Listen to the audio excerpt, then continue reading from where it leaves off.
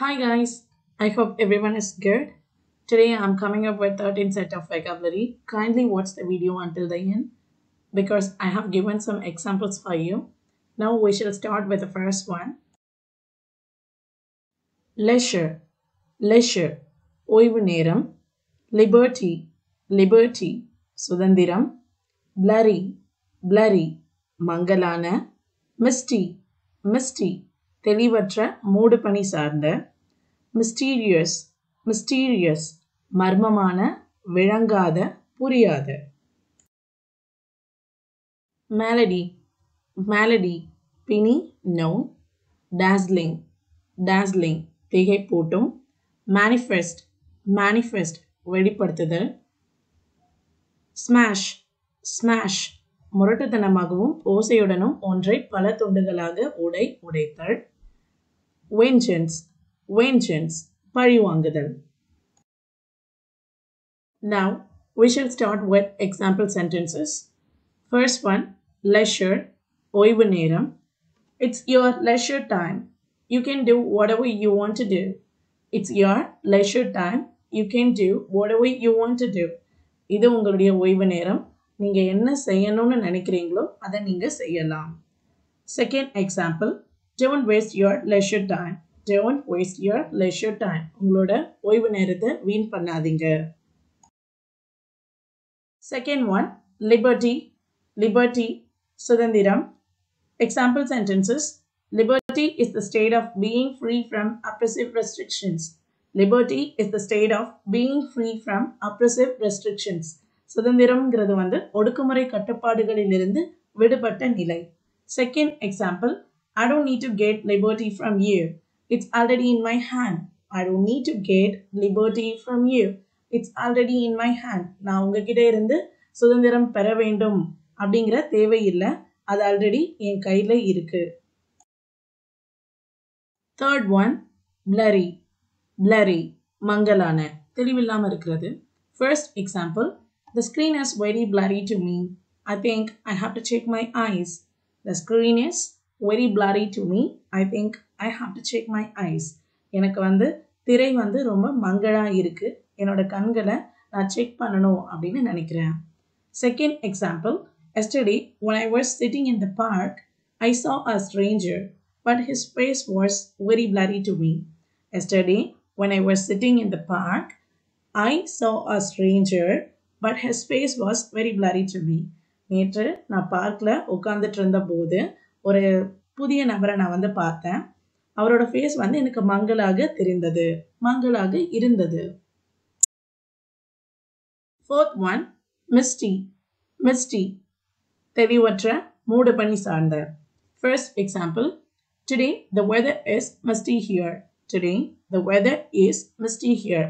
இன்னைக்கு இங்க வானிலை பனிமூட்டமாக இருக்கிறது. Second example, no one could drive in this misty weather. No one could drive in this misty weather. யாராலையும் இந்த பனிமூட்டமான வானிலையில டிரைவ் பண்ண முடியாது. Fifth one, mysterious, mysterious, மர்மமான, விளங்காத. First example, she is a mysterious girl. We don't know where she stays and works, but she helps many people that I have seen. She is a mysterious girl. அவள் ஒரு மர்மமான பொண்ணு. We don't know where she stays and works. அவ எங்க தங்குறா, work பண்றா அப்படிங்கிறது எங்களுக்கு தெரியாது. But she helps many people. ஆனா அவ நிறைய பேருக்கு உதவி செய்றா. That I have seen. அதை நான் பார்த்திருக்கிறேன். In general, whenever we say truthful informations, we have to say in simple present tense.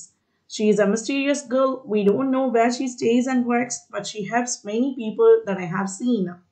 Second example, she is a popular actress, but her inner life has remained mysterious. She is a popular actress, but her inner life has remained mysterious. அவங்க ஒரு பிரபலமான நடிகை, இருந்தும் அவங்களுடைய சொந்த வாழ்க்கை மர்மமாகவே இருக்கிறது. Sixth one, malady, malady, பிணி, நோய். First example, my bottle gourd creepers seem to be suffering from malady. My bottle gourd creepers seem to be suffering from malady. என்னுடைய சுரைக்கொடிகள் வந்து ஒரு நோயினால சஃபர் ஆயிட்டு இருக்கிற மாதிரி தெரிகிறது. Second one, fever is a malady. We have to build up our immunity power to tackle it. Fever is a malady. We have to build up our immunity power to tackle it. Fever, காய்ச்சல் அப்படிங்கிறது ஒரு நோய். அதை நம்ம எதிர்கொள்ள நம்மளுடைய எதிர்ப்பு சக்தியை வந்து அதிகப்படுத்திக் கொள்ள வேண்டும். Seventh one, dazzling. Dazzling. திகைப்பூட்டும். First example, you have given a dazzling performance. You have given a dazzling performance. நீங்க ஒரு திகைப்பூட்டும் performance கொடுத்திருக்கீங்க. Second example, the light decoration in the palace was dazzling. I admired and we took many photos there.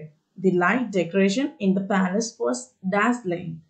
மாளிகையில் இருந்த light decoration வந்து திகைப்பூட்டும் வகையில் இருந்தது. ஐ அட்மையர்டு.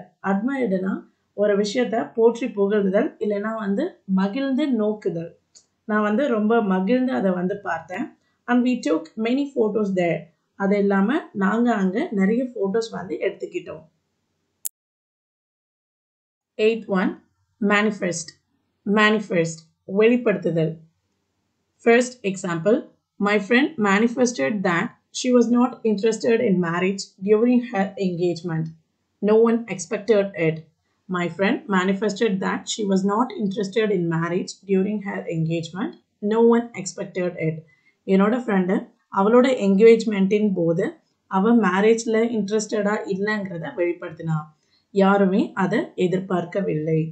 Second example, she doesn't want to manifest anything before she wins. She doesn't want to manifest anything before she wins. அவ win பண்றதுக்கு முன்னாடி எதையும் வெளிப்படுத்த விரும்பவில்லை. Ninth one, smash. Smash முரட்டுத்தனமாகவும் ஓசையுடனும் ஒன்றை பல துண்டுகளாக உடைத்தல். It's an action word. First example, if my sister gets angry, she will smash this glass container into pieces. So I don't buy it. If my sister gets angry, she will smash this glass container into pieces. என் சிஸ்டருக்கு கோவம் வந்தா இந்த class கண்டெய்னரை, அதாவது கண்ணாடி பாட்டிலை சின்ன துண்டுகளாக வந்து அவள் உடைச்சிடுவா, அதாவது அடிச்சு நொறுக்கிடுவா. So I don't buy it, அதனால நான் இதை வாங்க மாட்டேன். Second example, he smashed the glass window while playing cricket. He smashed the glass window while playing cricket. Our cricket விளையாடும் போது இந்த கண்ணாடி ஜன்னலை வந்து உடைத்து விட்டார், அடித்து நொறுக்கி விட்டார். 10th one, vengeance. Vengeance பழிவாங்குதல்.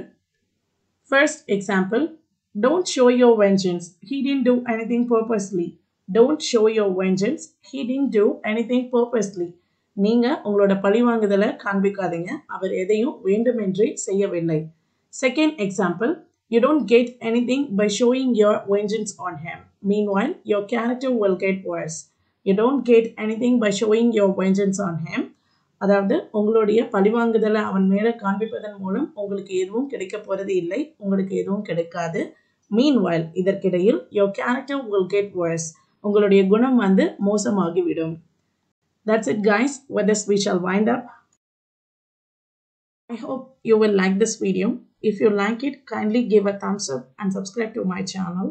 And I'm sorry because for the past 2 weeks I couldn't give regular videos because I had a severe throat infection. So only.